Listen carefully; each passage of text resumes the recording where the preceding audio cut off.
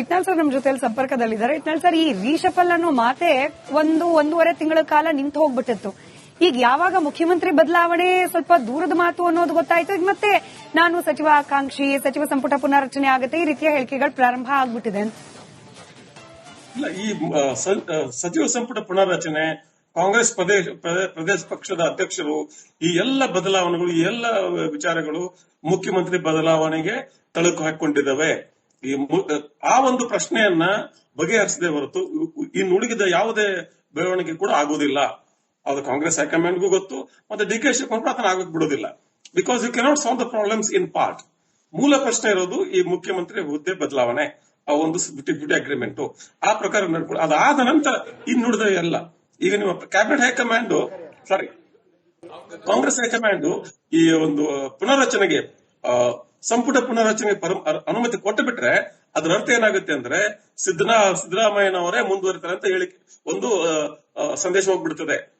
ಸಿದ್ದರಾಮಯ್ಯನವರೇ ಮುಂದುವರಿಯುವ ಸಾಧ್ಯತೆ ಅಥವಾ ಒಂದು ಅನುಮತಿ ಇದ್ರೆ ಮಾತ್ರ ಕ್ಯಾಬಿನೆಟ್ ಪುನರ್ರಚನೆಗೆ ಅನುಮತಿ ಸಿಗ್ತದೆ. ಇಲ್ಲ ಅಂದ್ರೆ, ಯಾಕಂದ್ರೆ ನಾಳೆ ಮುಖ್ಯಮಂತ್ರಿಗಳ ರಾಜೀನಾಮೆ ಕೊಟ್ಟರೆ cabinet will be dissolved, there is no point. ಮತ್ತೆ ಇನ್ನೊಂದು ಕ್ಯಾಬಿನೆಟ್ ಮಾಡಬೇಕಾಗ್ತದೆ. ಅದಕ್ಕೋಸ್ಕರ ಮೊದಲು ಈ ಮುಖ್ಯಮಂತ್ರಿ ಹುದ್ದೆಯ ಒಂದು ತೀರ್ಮಾನ ಬರಬೇಕು, ಆಮೇಲೆ ಕ್ಯಾಬಿನೆಟ್ ಬದಲಾವಣೆ, ಅಧ್ಯಕ್ಷರ ಬದಲಾವಣೆ, ಉಪಮುಖ್ಯಮಂತ್ರಿಗಳು ಹೇಗೆ, ಏನು, ಎತ್ತ, ಇವೆಲ್ಲ ಪ್ರಶ್ನೆಗಳನ್ನ ಅಡ್ರೆಸ್ ಮಾಡಬಹುದು. ಯಾಕಂದ್ರೆ ನೀವು ಈಗ ಕ್ಯಾಬಿನೆಟ್ ರೀಶಫಲ್ ಮಾಡಿದ್ರು ಕೂಡ ಇನ್ನೊಂದು ತಿಂಗಳಲ್ಲಿ ಅಧಿಕಾರ ಬಿಡಬೇಕಾದ್ರೆ ಸಿದ್ದರಾಮಯ್ಯ ಕ್ಯಾಬಿನೆಟ್ ಡಿಸಾಲ್ವ್ ಆಗ್ತದೆ. when a CM resigns, cabinet automatically stands dissolved. So there is no point. ಹೀಗಿರುವಾಗ ಇವೆಲ್ಲ ತಮ್ಮ ಆಶೋತ್ತರಗಳನ್ನ, ತಮ್ಮ ಏನಂತಾರೆ, ತಮ್ಮ ಆಂಬಿಷನ್ ಅನ್ನ, ತಮ್ಮ ಮಹತ್ವಾಕಾಂಕ್ಷೆಯನ್ನ ಹೇಳ್ಕೋತಾರೆ ವಿನ ಇದು ಆಗೋ ಮಾತಲ್ಲ ಅಂತ ಬಹುಶಃ ರಾಜಕೀಯ ಗೊತ್ತಿದ್ದವರಿಗೆ ಎಲ್ಲ ಗೊತ್ತಿರ್ತದೆ. ಇದು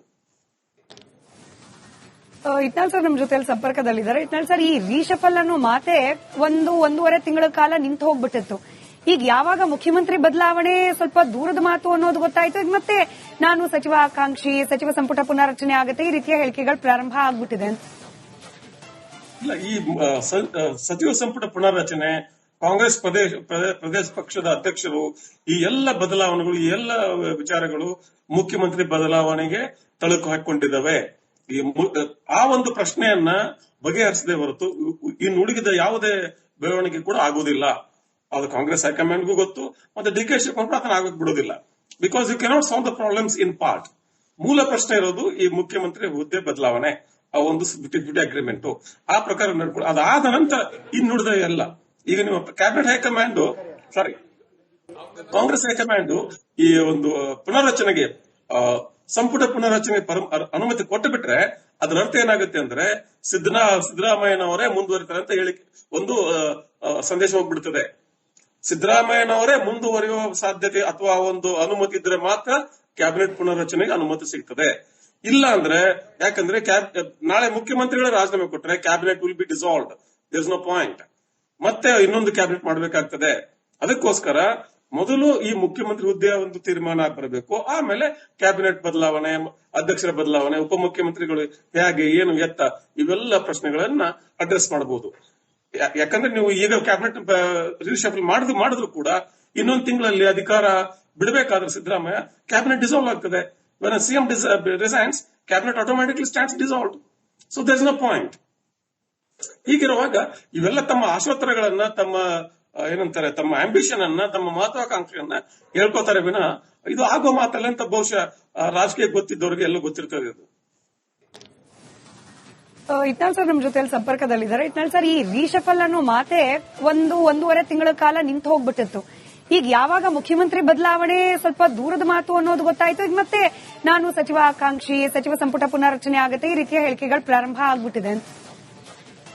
ಇಲ್ಲ, ಈ ಸಚಿವ ಸಂಪುಟ ಪುನರ್ರಚನೆ, ಕಾಂಗ್ರೆಸ್ ಪ್ರದೇಶ ಪಕ್ಷದ ಅಧ್ಯಕ್ಷರು, ಈ ಎಲ್ಲ ಬದಲಾವಣೆಗಳು, ಈ ಎಲ್ಲ ವಿಚಾರಗಳು ಮುಖ್ಯಮಂತ್ರಿ ಬದಲಾವಣೆಗೆ ತಳುಕು ಹಾಕಿಕೊಂಡಿದ್ದಾವೆ.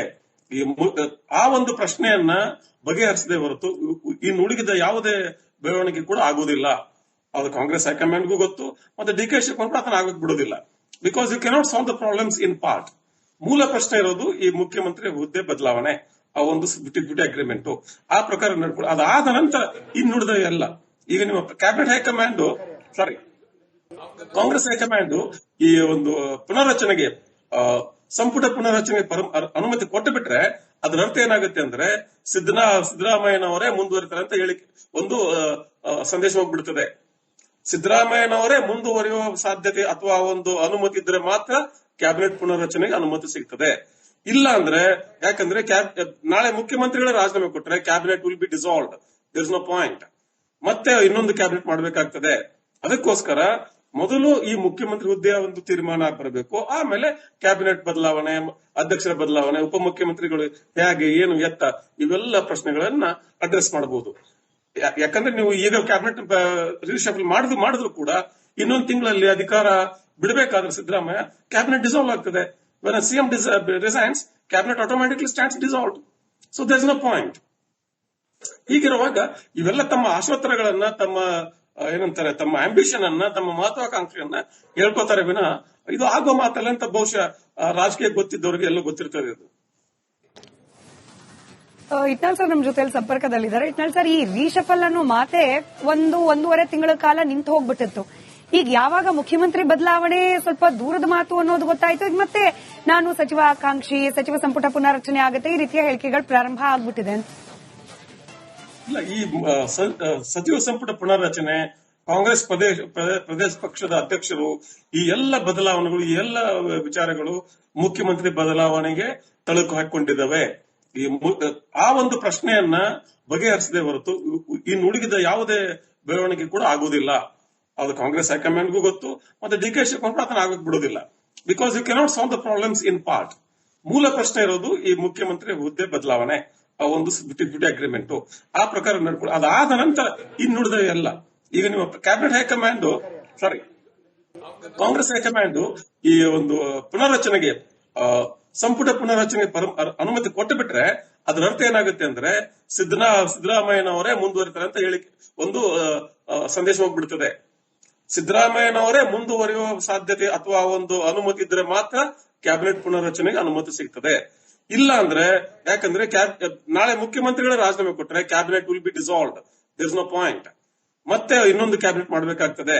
ಅದಕ್ಕೋಸ್ಕರ ಮೊದಲು ಈ ಮುಖ್ಯಮಂತ್ರಿ ಹುದ್ದೆಯ ಒಂದು ತೀರ್ಮಾನ ಬರಬೇಕು, ಆಮೇಲೆ ಕ್ಯಾಬಿನೆಟ್ ಬದಲಾವಣೆ, ಅಧ್ಯಕ್ಷರ ಬದಲಾವಣೆ, ಉಪಮುಖ್ಯಮಂತ್ರಿಗಳು ಹೇಗೆ, ಏನು, ಎತ್ತ, ಇವೆಲ್ಲ ಪ್ರಶ್ನೆಗಳನ್ನ ಅಡ್ರೆಸ್ ಮಾಡಬಹುದು.